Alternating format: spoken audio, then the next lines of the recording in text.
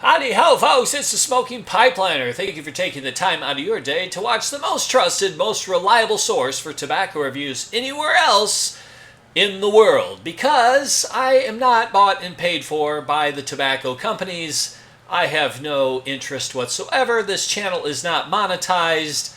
I don't care. So I just call it as I see it. That makes me a dangerous entity, folks. Yes, it does. How dare he say that the tobacco is terrible?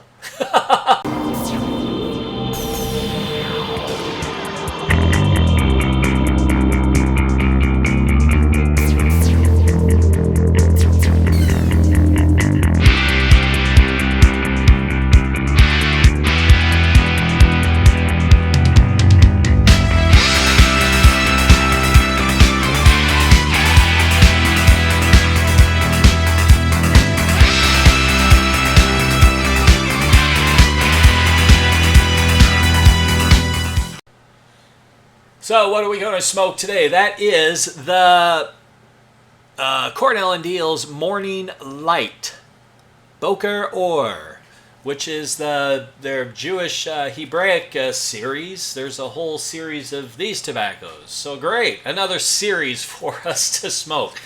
This is one that they brought back. It's like an old series. It's been around like a long time. It was discontinued for a while, and then I noticed that it was back, so never tried any of these, so I decided to get one of all these blends to try out because the components in them intrigued me. And in this particular blend is a base of light yet rich Orientals, spicy yet smooth melody of Perique, mellow stoved red Virginias, and a dash of sweet and black Cavendish. So I like these Virginia Oriental blends quite a bit. So that's why I got it. And pretty much all of this series has those components in just different varieties or others. So anyway, I'm starting with Morning Light because this is a morning time smoke for me personally, so I figured why not give this a try. Actually, I have tried it already, so I'm going to try it again for this review. And we're going to try to get through this as quickly as possible because these reviews just spiral out of control sometimes. Me just talking, you guys not listening at all because you go out and you're going to buy whatever you want to buy anyway. You're not going to listen to me anyway. So what is the point of all this? Sometimes I question even why I make videos. Hence why I sometimes take long breaks in between making videos because no one's listening and no one cares. There it is. Truth hurts, doesn't it? So anyway, on to the smoking. Smoking this blend in my Stanwell Canadian. This is a big, bold pipe.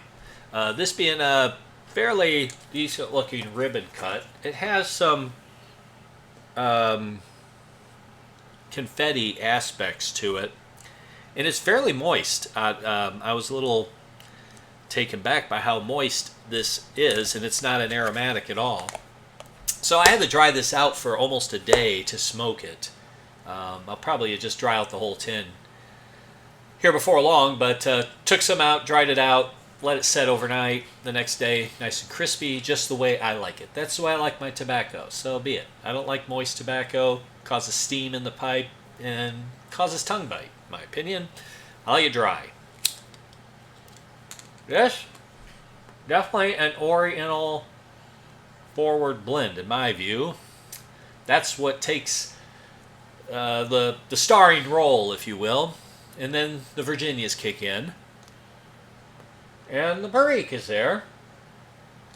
I would not call this a heavy Perique blend, but it definitely has some spice to it, and then I think the black Cavendish is just kind of there as kind of like a complementary thing that kind of smooths the whole experience out, if you will.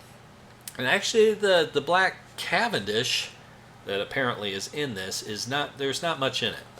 So I was like looking through the tobacco, trying to find it in there, and you could barely see any of it. So maybe each particular pipe load may have maybe a couple strands of black Cavendish in it, perhaps, because there's very little in this tin. But sometimes you don't need a lot of black Cavendish to change a blend. don't know if you've ever experimented around with some just straight black Cavendish and put just a little pinch in maybe one of your favorite blends. It can completely transform it into something different. Sometimes better, sometimes worse. But anyway, this is I like this blend. It's pretty good. I would say this is pretty good. Pretty good blend. So, yeah, I recommend this one if you like Virginias and all the components in here. That's a nice hearty blend for this time of day. Has, I'd say, medium nicotine kick to it.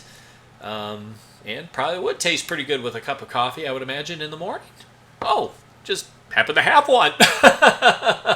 So I'm going to finish smoking this, and that's pretty much the end of this review. So what else can be said about this? I like it, so I recommend it. You may like it, or you may not.